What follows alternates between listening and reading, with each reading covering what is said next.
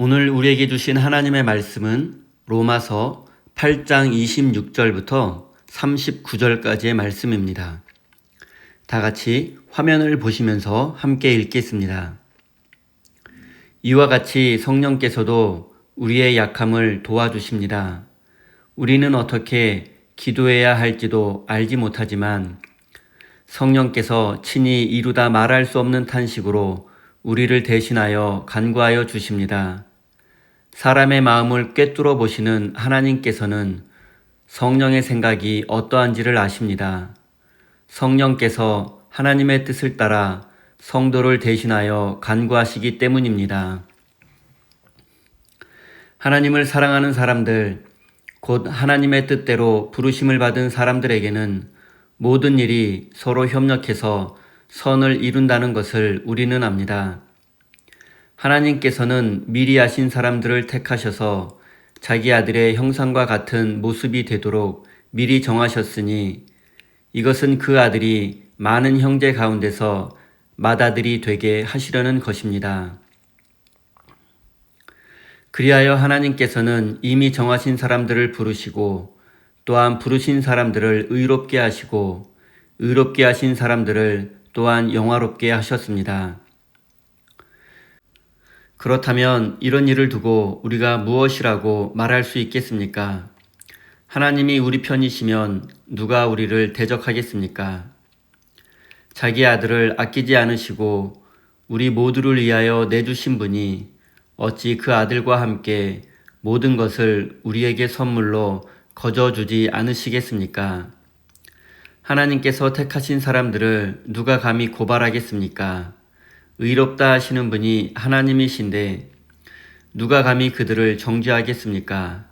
그리스도 예수는 죽으셨지만 오히려 살아나셔서 하나님의 오른쪽에 계시며 우리를 위하여 대신 간구하여 주십니다. 누가 우리를 그리스도의 사랑에서 끊을 수 있겠습니까? 환난입니까? 곤고입니까? 박해입니까? 굶주림입니까?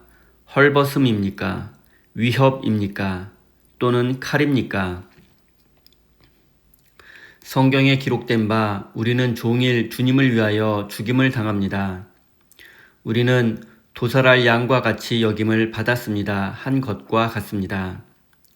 그러나 우리는 이 모든 일에서 우리를 사랑하여 주신 그분을 힘입어서 이기고도 남습니다.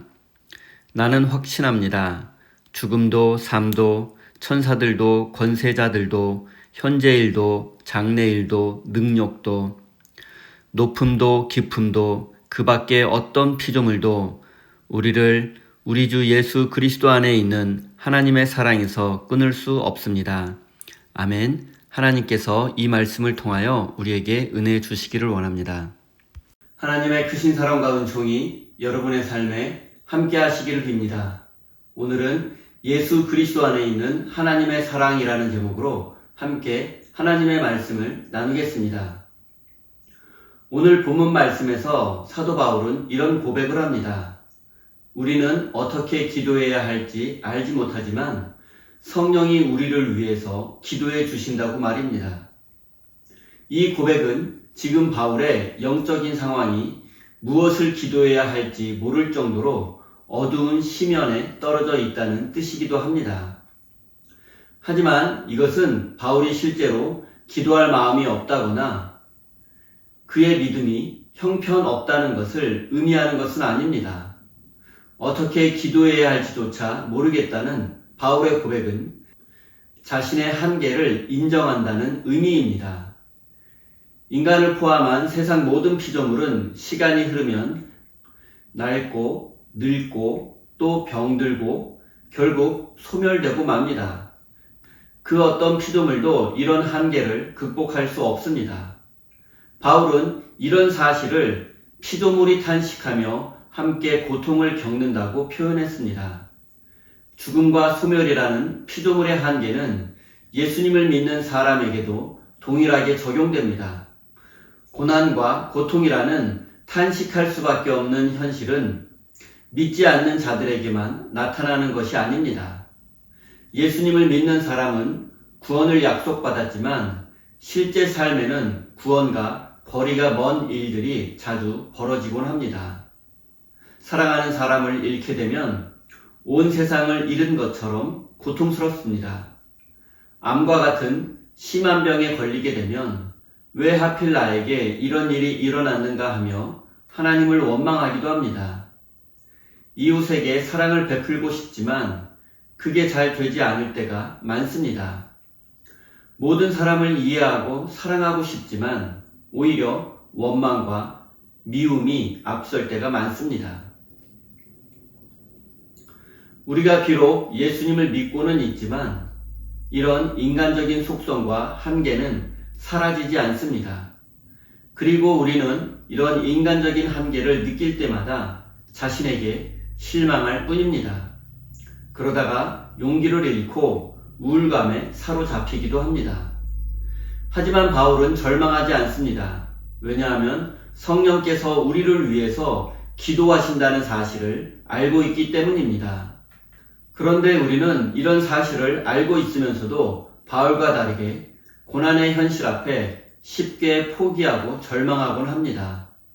성령님께서 우리를 위해 간구하신다는 사실이 위로가 되기는 하지만 실제로 도움이 된다고 느끼지 못하기 때문입니다.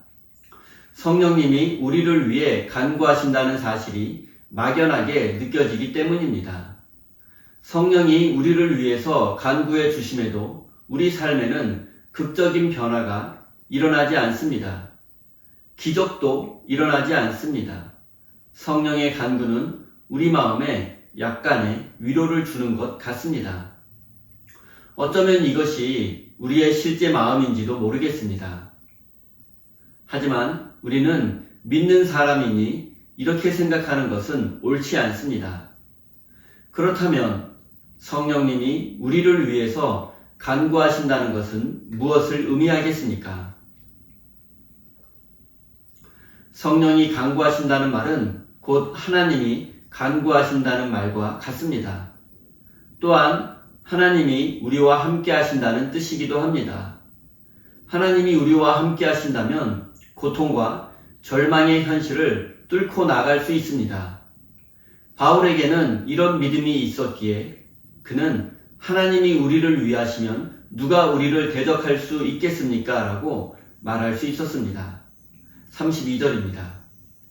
자기 아들을 아끼지 않으시고 우리 모두를 위하여 내주신 분이 어찌 그 아들과 함께 모든 것을 우리에게 선물로 거저 주지 않으시겠습니까?